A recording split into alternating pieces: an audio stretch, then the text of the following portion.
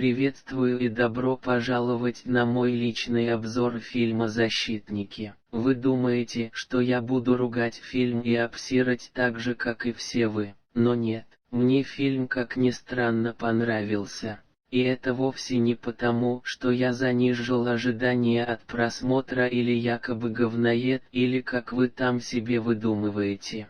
Для меня судьба этого фильма точно такая же, как и у игры Sonic 2006. Я видел в этом фильме гадкого утенка, который так и не смог стать прекрасным лебедем и полюбиться всеми. И я всеми силами даже хотел бы помочь ему, но только как? Я ведь живу далеко от Москвы. Я не считаю этот фильм плохим или ужасным. Нет, этот супергеройский фильм лучше, чем тот же «Защитник», которого я уже обозревал, и даже лучше, чем фантастическая дерьмовка 2015 года. Вот дерьмовая четверка мне вообще не понравилась. Я считаю, что фильм абсолютно нормальный для российского кинематографа, учитывая еще и то, что это первый супергеройский фильм России. И не надо мне писать типа, что у нас были Богатыри или Данилы Багровы, они не считаются.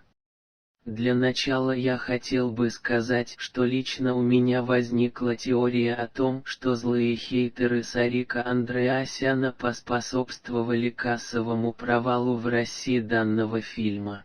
С чего я это взял? Все просто. Внимательно изучив видео других пользователей, я узнал, что все поначалу относились положительно к фильму, глядя на трейлеры и разбирая их. Плюс делали на них реакции и даже снимали отдельные видео на неофициальный комикс по фильму и игру для планшетов. И вот когда до выхода фильма оставалось совсем пару дней и совсем чуть-чуть, тут в этот момент появились злые хейтеры Сарика, которые заплатили огромные кучи денег высокоавторитетным критикам, а также блогерам, таким как Бэткомедиан, Хренис Хиранистр и Вика Дурамяка, дабы они в своих рецензиях и обзорах все вместе и одновременно разнесли фильм «Защитники» в пух и прах своими негативными отзывами и придирками к прочим мелочам. Дабы зрители не ходили на данный фильм и «Защитники» провалились в прокате, а злые хейтеры Сарика в это время стали бы только еще больше насмехаться и издеваться над Сариком, приводить абсурдные и незначительные аргументы,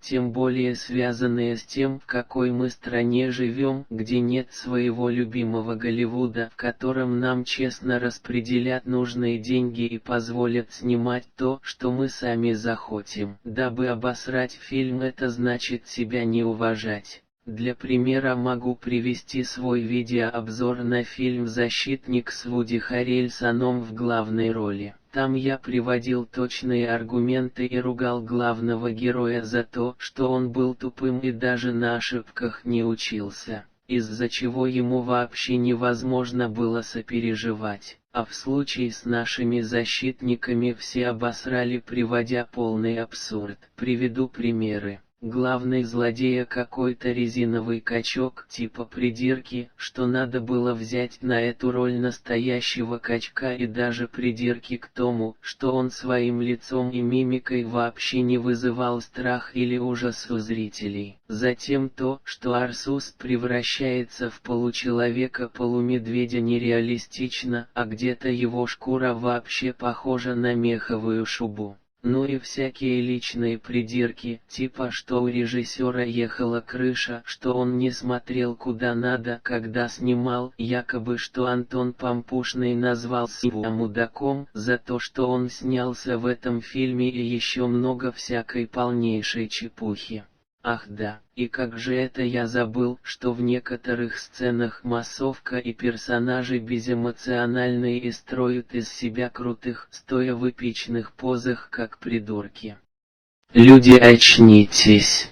Вы придираетесь к фильму, который снимали в России, где в отличие от Голливуда на Западе дают деньги просто так на лишь бы хоть что-то снять. Это уже норма, и к 2017 году все уже давно должны были привыкнуть к этому. И неужели Сарик Андреасян не имеет своего собственного права на свой собственный взгляд? Но у него просто такое видение фильма, и он считает, что его снимать лучше именно в таком ключе, наивно веря, что такой формат всем понравится. Почему же вы, к примеру, точно так же не придираетесь к «Зеленому слонику»? Ведь это и есть настоящий позор российского кинематографа. Ведь там локация всегда всего одна только скучная тюрьма и только двое персонажей. Да даже в фильме «Сплит» и то изредка показывали другие локации на улице и других персонажей. Плюс в «Зеленом слонике» слишком много раз и слишком часто по 20, а то и 30 раз повторяют одну и ту же фразу, дабы растянуть длину видео, почем зря, и всем нам это тупо надоело уже слушать по миллионы раз. Также там показывают абсолютно голых мужчин с их мужскими достоинствами.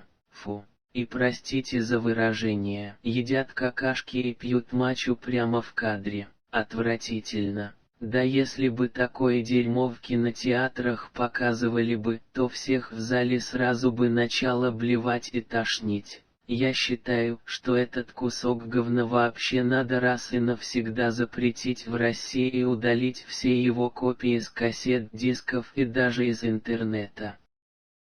Ну а тот «Защитник», которого я в прошлом обзоре ругал, вообще был позором супергеройки на больших экранах и вовсе не высмеивал их стереотипы. Касательно других фильмов, все почему-то тупо закрывают на все это глаза, как настоящие говноеды. А вот если наших защитников принято ругать, то мы будем придираться к каждой мелочи. Да, я даже боюсь представить, как бы, например, тот же ностальгирующий критик оценил бы наших защитников, учитывая, как он любит засирать вполне нормальные фильмы. Что ж, с завязкой я, конечно, затянул, но мне надо было высказаться кое-как. А теперь переходим к детальному обзору фильма. Идея.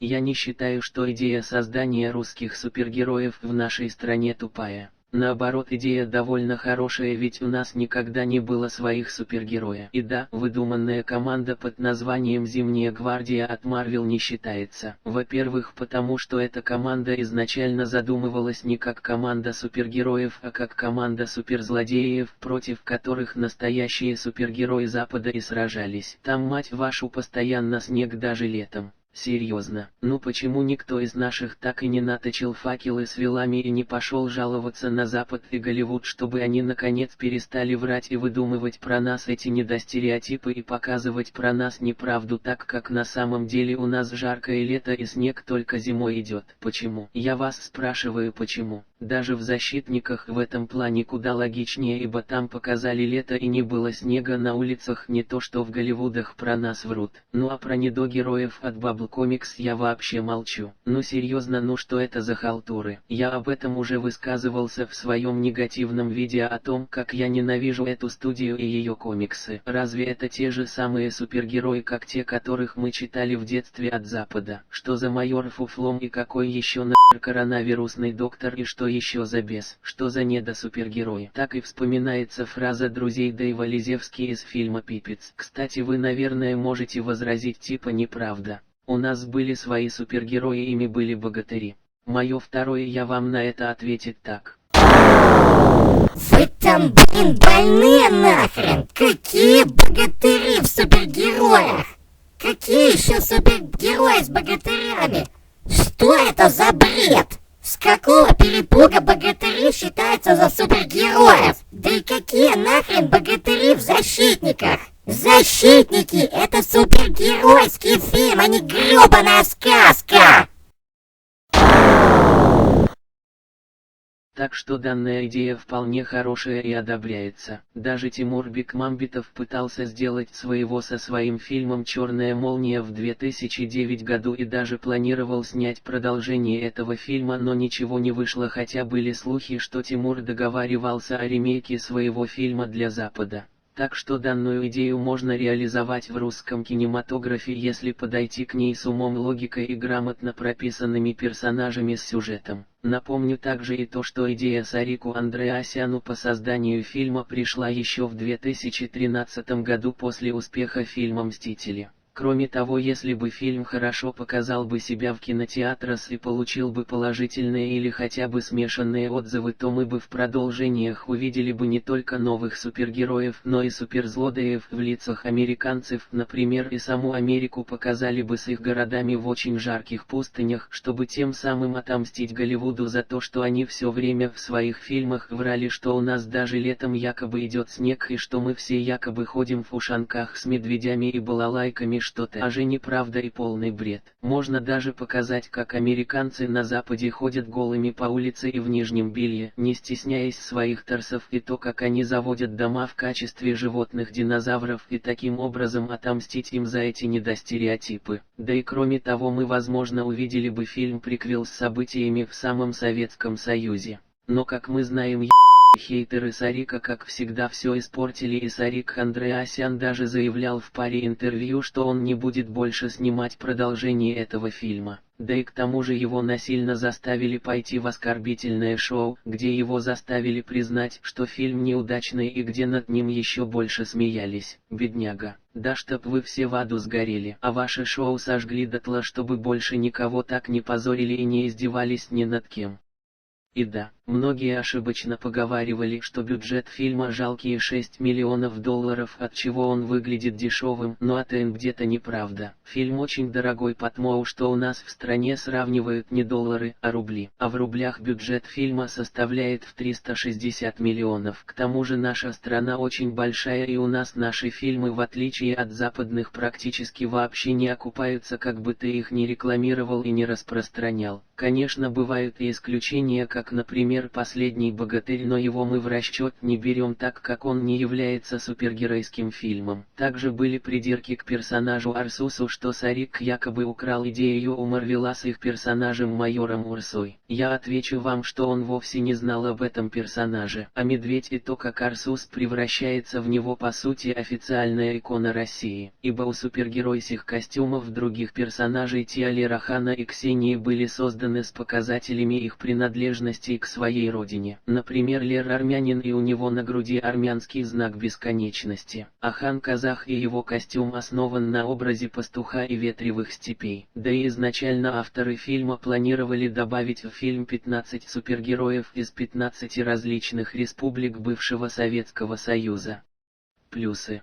Актерский состав. Да-да-да, я не считаю актеров отвратительными, ужасными и все в таком духе. Но и о гениальности тоже речи не идет, ведь это обычный блокбастер, где даже от выдающихся и блистательных актеров никакой шедевральной или переигрывающей игры в ролях никто не требует и не ждет. Никто из них меня не раздражал при первом просмотре, и каждый актер был подобран для каждой роли правильно.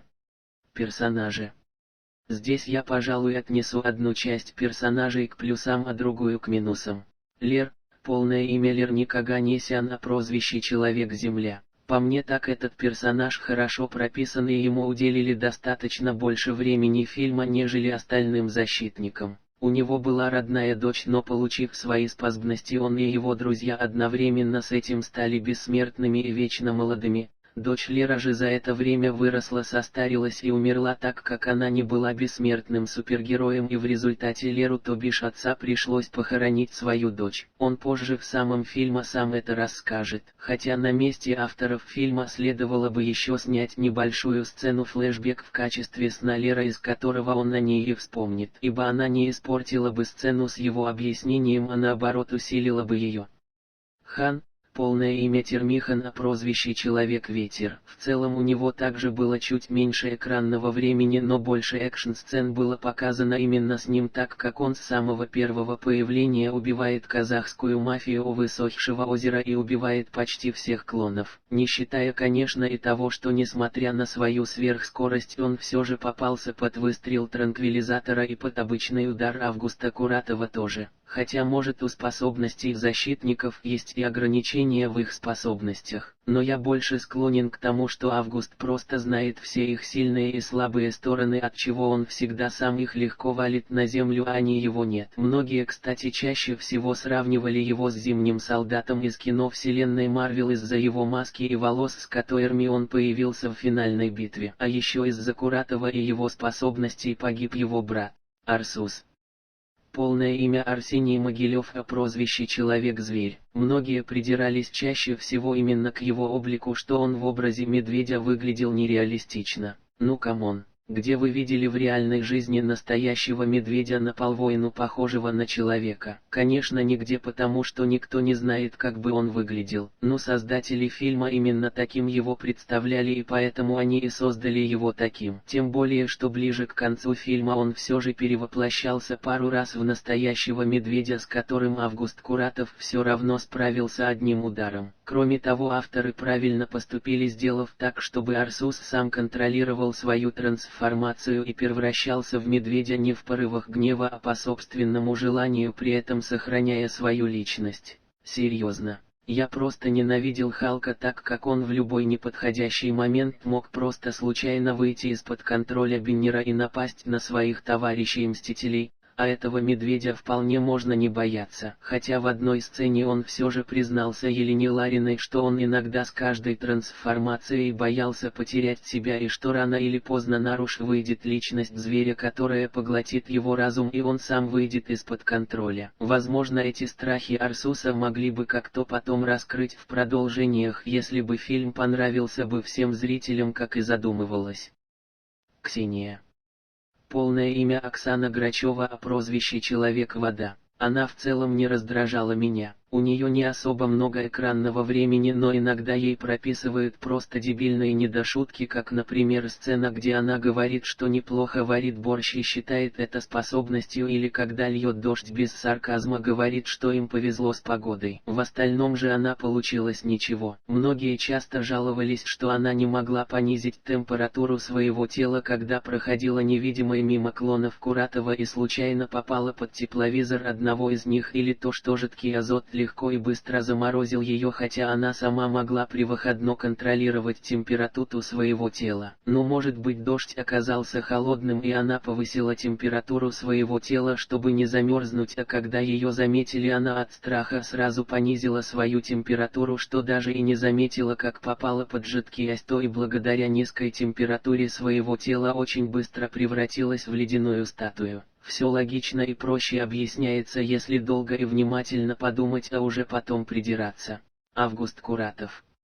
Персонаж, которого я одновременно отнесу и к плюсам, и к минусам. До того, когда он стал суперзлодеем, он был неплохим персонажем и работал наравне с Добронравовым, создавая в 60-х годах прошлого века втайне от всего мира, кроме Советского Союза, первых супергероев со сверхспособностями. Кроме того, когда он в середине фильма берет защитников в плен, он не хочет их убивать, а наоборот хочет, чтобы они работали с ним сообща, и так как они раньше всегда были вместе. Мы этого, конечно, не знаем, но можно догадаться, что они вместе были почти что товарищами и прошли через многое, как огонь и воду. А Лера оставляет валяться на улице со сломанным позвонком, потому что он знал, что Лера предатель и захочет убить его, чтобы отомстить, а когда в конце фильма они снова явились, чтобы помешать ему, он тогда и решил убить их, поняв, что будет лучше и без них. Кстати, многие жаловались именно на его образ, типа что он своим видом после мутации весь в резине и силиконе напоминает какого-то жирного младенца. Вы там, блин, больные нахрен. Разве этот мускулистый качок от радиации, по-вашему, похож на жирна и плачущего ребенка?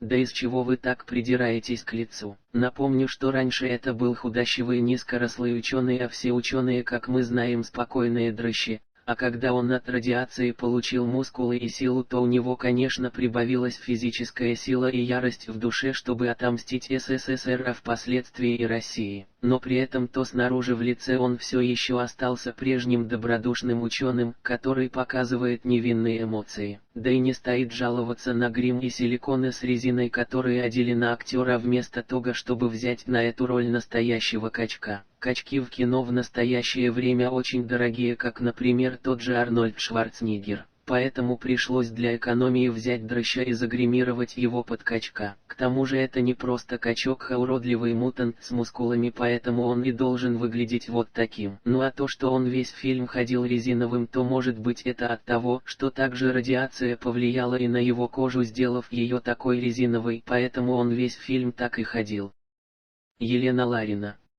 Молодая майор, как нетрудно догадаться, являющаяся русским аналогом Ника Фьюри, как многие ее называли. Бойцовская женщина даже в одиночку может постоять за себя, даже несмотря на то, что у нее нет сверхспособностей. Зато она превосходно владеет боевыми искусствами. При этом он довольно еще и серая мышка, о которой хотелось бы узнать побольше информации, но имеет то, что имеем. Хотя у фильма есть официальный сайт, и оттуда можно узнать некоторую недостающую информацию и даже официальную биографию всех персонажей до события первого фильма.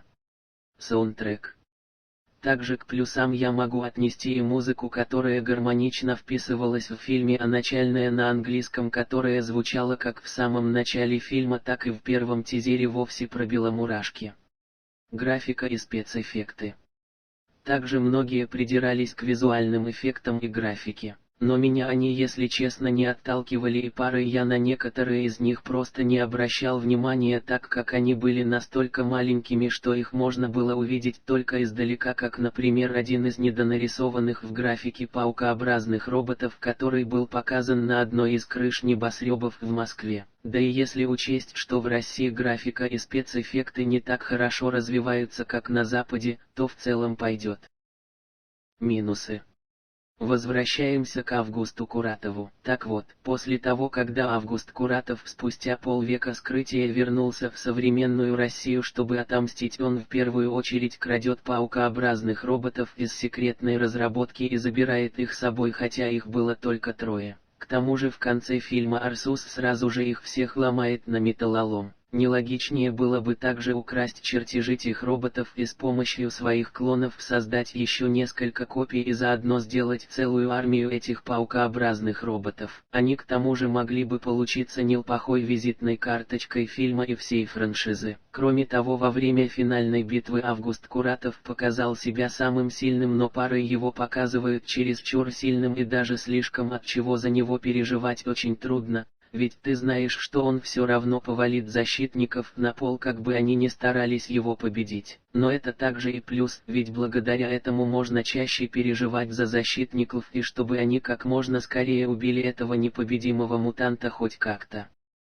Виктор Добронравов. С одной стороны, персонаж добрый и помогает главным героям, но его очень мало показывают, мы о нем очень мало знаем, и к тому же он парой иногда казался лишний в этом фильме, ведь если бы этого персонажа просто вырезали бы из фильма, то фильм, наверное, стал бы еще немного лучше. Кроме того, перед смертью он рассказывает Елене Лариной Скеррит, что защитники могут объединить свои силы в магическую энергию, с помощью которой можно победить Куратова. Однако это может быть смертельно для них самих, и они могут погибнуть. И вот это клише с тем, что герои сначала пытались победить зло, идя по одному, а потом объединяются вместе, и вместе у них получается его победить, мы уже видели не раз в каждом фильме. Оно в этом фильме было как раз лишним, и добавили его в этот фильм только ради хорошей концовки, чисто бы защитники хоть как-то смогли победить Куратова, несмотря на то, что он сильнее их физически и вдобавок знает все их сильные и слабые стороны. Иначе бы фильм сразу стоило бы закончить на том, как Куратов захватывает под контроль спутник Молот, и все, пускайте финальные титры, ибо продолжения не будет и зло победило. Сюжет. Также стоит добавить про довольно слабенький сюжет, который в некоторых местах был с нелогичными диалогами, а кое-где даже пришлось переозвучивать, но самый главный изъян — это, конечно же, монтаж. Кино длится всего 89 минут с показом названия фильма 2 раза и сценой после титров. И если после первого акта фильма нам сначала все плавно рассказывают и знакомят с главными героями, то после второго акта все как-то быстро начинает развиваться и ускоряться. Да и к тому же есть ощущение, что некоторые отснятые сцены у фильма вырезали, как, например, фразу генерала-майора Николая Долгого из первого трейлера, которая в фильм почему-то не попала, хотя по идее должна была. И это по мне небольшой минус, но средненький. Я считаю, что если бы диалоги были бы логично прописаны, а также если бы хронометраж фильма не укорачивали, а наоборот удлиняли, то фильм получился бы еще лучше. Я считаю, что как минимум еще плюс полчаса, а лучше час не помешали бы проекту, а наоборот помогли бы еще глубже раскрыть некоторых персонажей, мотивацию главного злодея Августа Куратова, а также почему Николай Долгов решил предать защитников и помог Августу добыть Останкинскую башню, а также помогли бы раскрыть ответы на вопросы, которые возникли у зрителей во время просмотра. Подробнее об этом, кстати, вы прочитаете в моей новой и отдельной статье на Яндексе. Дзене. Если вы вдруг увидите в описании под этим видео ссылку на нее, значит я ее уже написал и оставил там. А если нет, значит я только начал ее писать и пока не закончил.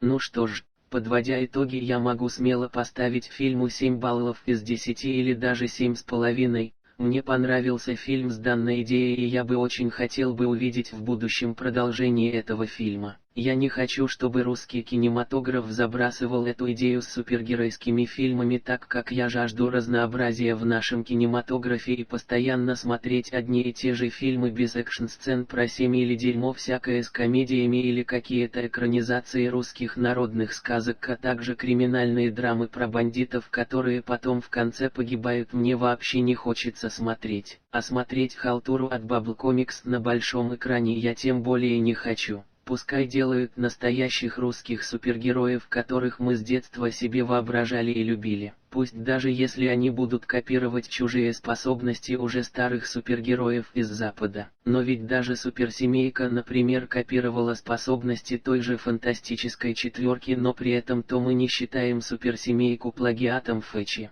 Так что братья Андреасяны правильно поступили, решив, что комедии уже приелись, и решили снимать серьезные и крутые фильмы или типа драмы. Надеюсь, что авторы первой части все же решат создать продолжение, то они учтут все ошибки первой части и попытаются их исправить. Здесь же хоть какое-то разнообразие в русском кинематографе. Ведь как показали такие продолжения, как «Терминатор 2» или «Блейд 2», сиквелы никогда не бывают хуже оригиналов. Но, увы, в связи с такими ужасными оценками и сборами, а также тем, что эти б***ские хейтеры Сарика натворили с беднягой, и с тем, что он еще ранее отказался снимать «Защитников 2», мы вероятно уже никогда не увидим продолжение этого фильма. Скорее всего нас ждет перезапуск или типа ремейка этого фильма, если его когда-нибудь решат снять, чтобы повторить попытку Сарика создать супергеройскую вселенную про русских супергероев. Будем надеяться, что создатели первой части учтут все ошибки своего фильма и предоставят нам новый и более логично качественный продукт.